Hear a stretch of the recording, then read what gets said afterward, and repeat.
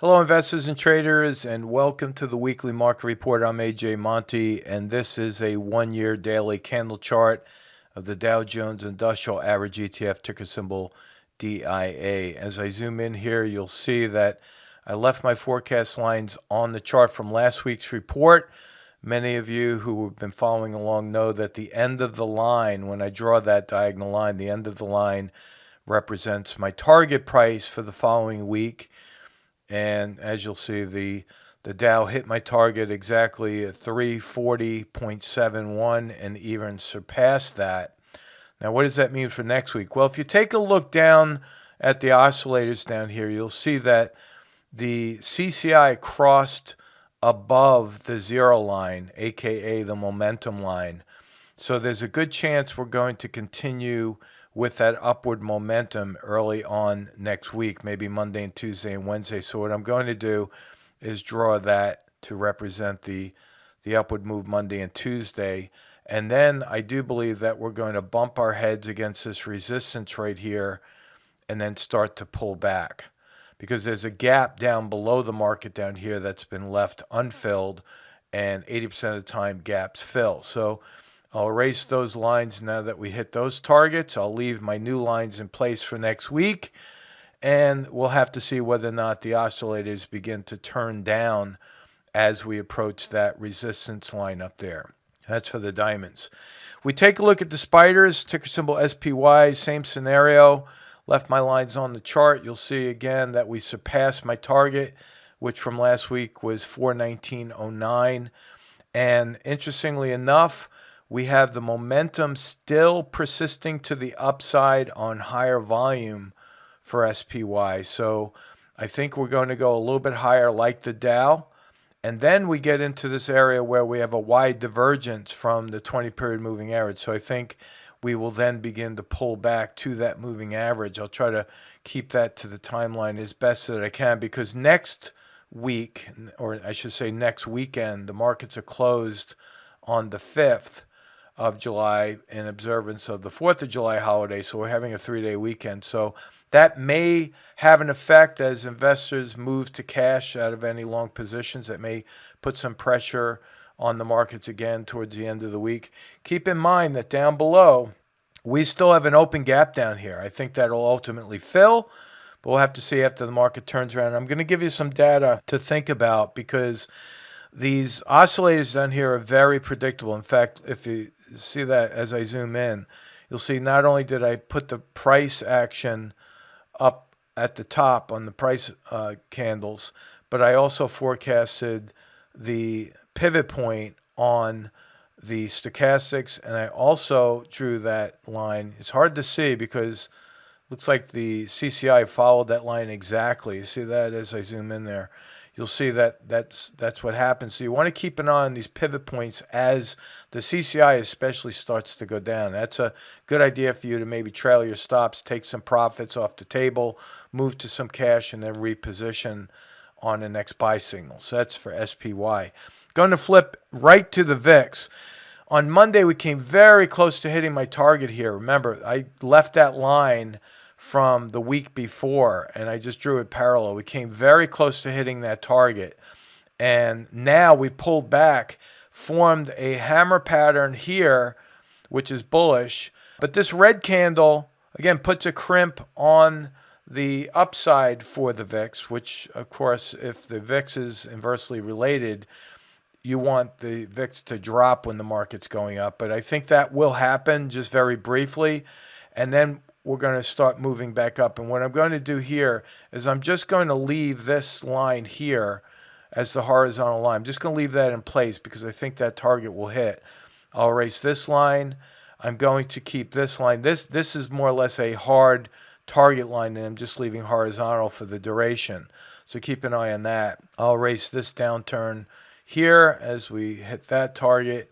And again, even though I think the VIX could drop a little bit, look at the oscillators starting to move up. So that's, again, bearish for the market if the VIX starts moving higher. It's something that I recommend every trader and even investor keep on their watch list. The volatility index is widely followed by many traders, and It's also known as the fear index. So as fear creeps into the market, what happens? People move to cash, they move to the sidelines, and that usually puts pressure on the S&P especially. So that's the VIX. Now, if we look at the Qs, you'll see that this has not pulled back yet, but we have a bearish engulfing candle right there. See that? That bearish engulfing candle is 80% chance we're going to drop. We see a drop in volume here on the way up. That's bearish. Going back up to the candles on Thursday, we had very close to a shooting star. You have a sell signal on the stochastics. Today, we have a pivot point or a hinge in the CCI today.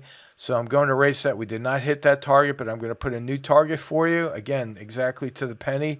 I think the Qs are going to start moving right back to that moving average with the downside price target right there of 343.12. So again, for those that are trading options, that's 343.12.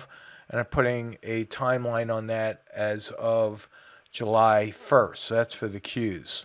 That's one we missed. We hit on the others. We also hit on IWM. You'll see again, the lines were drawn down here. I said we would bounce off of this support, which was this low right here. We did that. We rallied. We continued to rally. We blew through my target price of 225.06. And lo and behold, what do we have up here? That's a doji right at the top, right at resistance. So now that all these targets have been hit, I'm going to erase that. We no longer need that evidence of the accuracy of these forecasts and the charts. We have enough of that. Right there is resistance. We have a doji. We have an increase in volume on that doji, which tells us there was a battle between the buyers and the sellers as they were fighting out position. Yesterday, we had the drop in volume on the way up. These lower volume candles on the way up are bearish. And then we have the pivot point forming here. So that's why we have an increase in volume. We have a wide divergence from this 20-period moving average now. See that? So that rubber band effect is about to kick in. So what I'm going to do is draw my forecast line on IWM to the downside.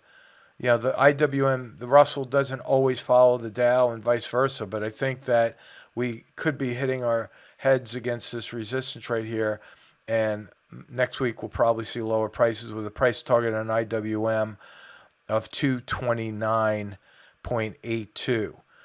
So that's the diamonds, the spiders, the Qs, the Russell, and the VIX. I want to bring your attention to my Twitter page. If you're not a follower there, go right ahead. It's free, obviously. You can follow along. We have about 36,000 followers there, and it's growing. I posted a report that came out earlier today, and I want to show you this right here. Actually, it came out yesterday. I posted it 23 hours ago. You definitely want to pay attention to this one. This is very well put together, a PowerPoint showing the critical points that we've reached in our economy. They talk about the strategies put forth by the Fed to more or less paint the tape, as they used to say, with regard to inflation numbers. Inflation is real. The Fed doesn't want it to be this real, but it is. And this is very well worth your time. I'll put a link to this in the description box below, and that way you can go right to the page if you don't rather not go to my Twitter page. Now, one of the other things I want to point out to you is this. I found something very interesting. I took a chart and I overlaid the SPX, which is the S&P 500, to the volatility index.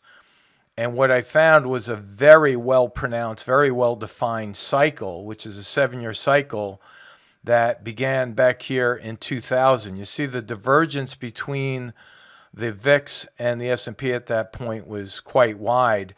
And then that repeated again in 2007. Now keep in mind, these red boxes are the areas right before the major crashes that occurred in the tech bubble and then the crash of 2008.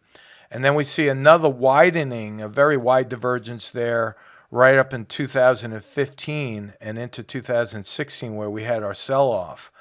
Now look where we are right now. Again, super wide divergence. In fact, that's the widest divergence we've had in history at this particular point.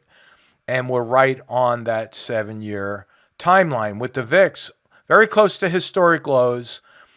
And with all the data that's coming out with inflation and the Fed and everything else that's going on, I show you this as a reminder of how important it is to have a risk management plan in place. If you're not thinking about the downside, I would strongly encourage that you do, because my forecast for the long term is not just a 10 or 20% pullback in the market. I'm expecting what could be the biggest crash that we've ever seen. And I don't say that to be an alarmist in any way, but I just want to make sure people are looking at the downside, because we could make money faster on the way down than on the way up, especially when it's charged with emotions like fear, right? And especially for the option traders. So keep that in mind as we move forward. Please like and share this video, pass it on, make sure we're spreading the word of technical analysis and how good it is for managing risk, and stay tuned to these reports each and every week. Again, if you hit the notification bell, you'll be notified as soon as the video is posted, which I normally put out on late Friday afternoon. So have a great weekend, and we'll talk to you soon. So long.